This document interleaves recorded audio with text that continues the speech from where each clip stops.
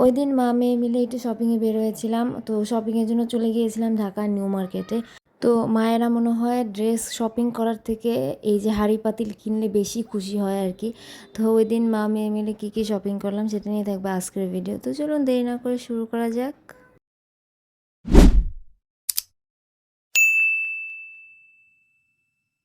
আসসালামু আলাইকুম and hello everyone, welcome back to my tiny world. কি অবস্থা সবার, কেমন আছেন? আশা করছি সবাই অনেক অনেক ভালো আছেন। আমি আলহামদুলিল্লাহ ভালো আছি। তো এই তো রেডি হয়ে নিয়েছি, তখন অলমোস্ট বাজে মনে হয় 12:30। রেডি হওয়ার কারণ হচ্ছে একটু নিউ মার্কেট যাব, কারণ আম্মুর চুলাটা নষ্ট হয়ে গেছে। তো আম্মু বলে রেখেছিল যে নতুন চুলা কিনবে, আর সেই নতুন চুলা কেনার জন্য সে নিউ মার্কেট যেতে চায়। নিউ মার্কেট গিয়ে একটু মানে ঘুরে দেখে তারপর হচ্ছে কিনবে। আর আমরা যেদিকে থাকি সেদিকে তেমন ভালো চুলা পাওয়া যায় না। তো এই জন্য রেডি হয়ে বের হয়ে পড়েছি। আর বের হওয়ার কথা ছিল সকালে 10টার দিকে, আম্মু আমাকে ফোনও করেছিল। তো আমার এত পরিমাণ ঘুম, মানে আমার এখন অবস্থা হচ্ছে রাতে ঘুম হয় না আর সকালে ঘুম ভাঙতে চায় না। তো এরকম লেট করতে করতে তারপরে 12:30 কি 1টার দিকে গিয়ে বের হয়েছি। তো যাই হোক, তো সকালের দিকে বেরোলে হয়তো একটু গরমটা কম লাগতো, আর ওই দিন হচ্ছে প্রচুর গরম ছিল। তো যাই হোক, বাসে উঠে পড়েছি। ফার্স্টে গন্তব্যস্থল হচ্ছে ঢাকা ইউনিভার্সিটির বাস দিয়ে হচ্ছে কার্জন পর্যন্ত আসছি। কার্জন থেকে এরপর রিক্সা নিয়ে নিউ মার্কেটে যাব আর কি। তো নিউ মার্কেটে যাওয়ার পথে যে এই রাস্তাটা যে বাজে, আমি জীবনে কোনো দিন এই রাস্তাটা একদম জ্যাম ছাড়া যেতে পারি না। যেদিনই যাব, যখনই যাব, জ্যাম পড়বে। আর এখানে 15 থেকে 20 মিনিট মতো এখানে বসে থাকতেই হবে। এটা কি আমার সাথেই হয়? বুঝলাম না। তো তারপরে যে নিউ মার্কেট, ঢাকা নিউ মার্কেটে চলে আসলাম 1 নম্বর গেটে। তো এসে গেটের এখানে দেখলাম জুতার দোকান। আর এই জুতার দোকান দেখলে আমার কেন জানি মনে হয় যে না, একটু এক জোড়া জুতা কিনে নিয়েছে। তো ওই দিনও কিনেছি। তো এখানে হচ্ছে জুতাটা দেখাচ্ছিলাম। এই ভিডিওটা বাসায় এসে করা, বাইরে তেমন ওই জুতার ভিডিওটা করতে পারি নাই। তো এই যে একটু উঁচার মধ্যে হচ্ছে জুতাটা কিনেছি, যেহেতু একটু বৃষ্টি এখন বাইরে।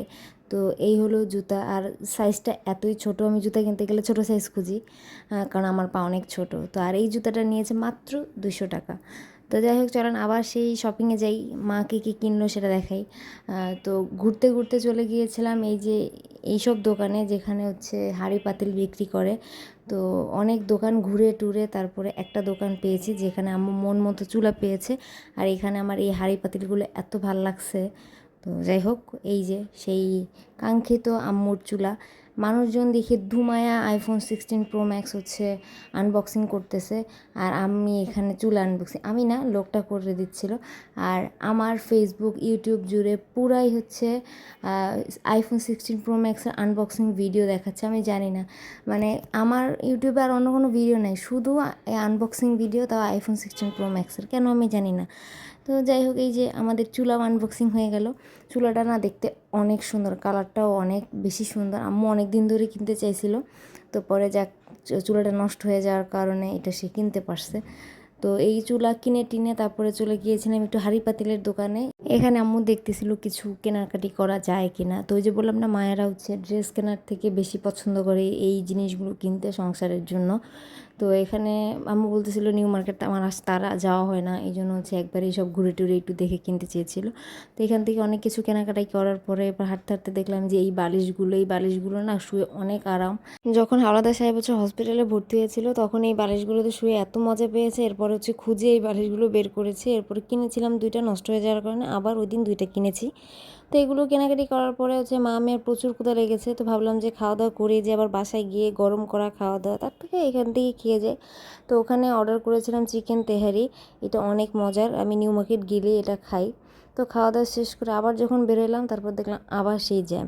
মানে ওই দিন যাওয়ার পথে আসার পথে 2 টাইমেই হচ্ছে প্রচুর জ্যাম ছিল। আমি জানি না রাস্তা ওই দিন এত কেন জ্যাম ছিল।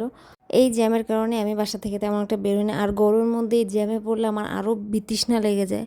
আর ভাবতে থাকি যে কখন আমি বাসায় যাব। বাইরে গেলেই আমার মনে হয় যে কখন কাজটা সেরে আমি বাসায় যেতে পারবো। তো এই ছিল ওই দিনে মা মেয়ের ছোটোখাটো শপিং আর ঘোরাঘুরি। তো আজকে ভিডিওটা এই পর্যন্তই। নেক্সট কোনো ভিডিওতে দেখা হয়ে যাবে। ততদিন পর্যন্ত ভালো থাকবেন, সুস্থ থাকবেন। আল্লাহ হাফেজ।